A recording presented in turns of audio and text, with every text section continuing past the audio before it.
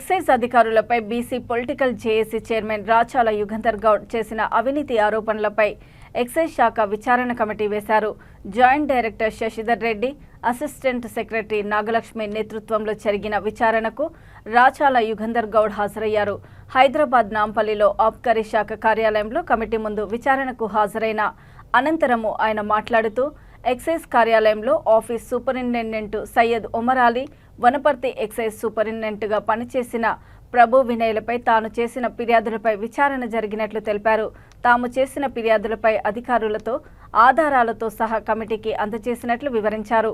20 ఏళ్లకు పైగా ఒకే చోట విధులు నిర్వహిస్తూ office superintendent Syed Umar Ali seniority లిస్టులో తనకు అనుకూలంగా ఉన్నవారి పేర్లను సిఫార్సు చేస్తూ అక్రమాలకు పాల్పడుతున్నారని రాచాల ఆరోపించారు.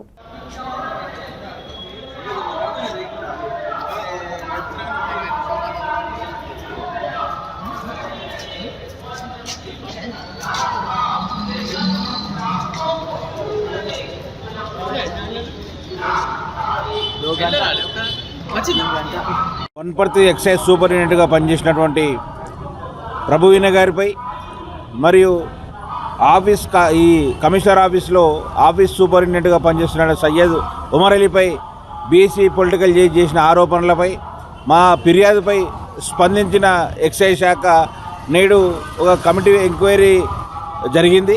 శశిధర్ రెడ్డి గారు జాయింట్ డైరెక్టర్, మరి అడిషనల్ అసిస్టెంట్ సెక్రటరీ నాగలక్ష్మి గారి ఆధ్వర్యంలో మేము కూడా విచారణకు రమ్మని మాకు ఈరోజు నోటీస్ ఇస్తే మేము కూడా రావడం జరిగింది. మా దగ్గర ఉన్న ఎవిడెన్స్ అన్నీ కూడా, అంటే Prabhu Vinay Kumar date of birth మార్చింటూ సర్వీస్ రిజిస్టర్ అని మేము చేసినామో దానికి సంబంధించిన డాక్యుమెంట్లు అన్నీ కూడా మేము ప్రొవైడ్ చేయడం జరిగింది. మరికొన్ని డాక్యుమెంట్లు కూడా ప్రొవైడ్ చేయాల్సి ఉంది. మళ్ళీ నెక్స్ట్ విచారణ కూడా ఫిబ్రవరి 10వ తేదీ 15వ తేదీకి ఈరోజు అధికారులు నిర్వహించారు. మరి ఈ సదనంలో కూడా చెప్తా ఉన్నాం, మేము చేసిన ఆరోపణలు కట్టుబడినాము.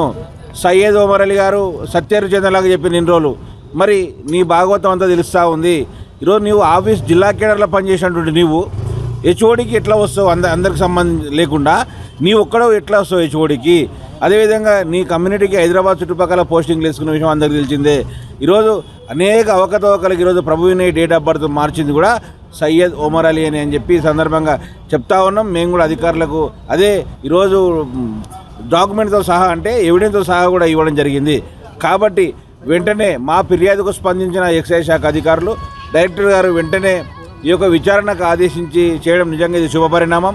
వీలైనంత తొందరగా అతనిపై చర్యలు తీసుకోవాలని చెప్పి మేము మరొకసారి డైరెక్టర్ గారికి విజ్ఞప్తి చేస్తూ ఉన్నాం.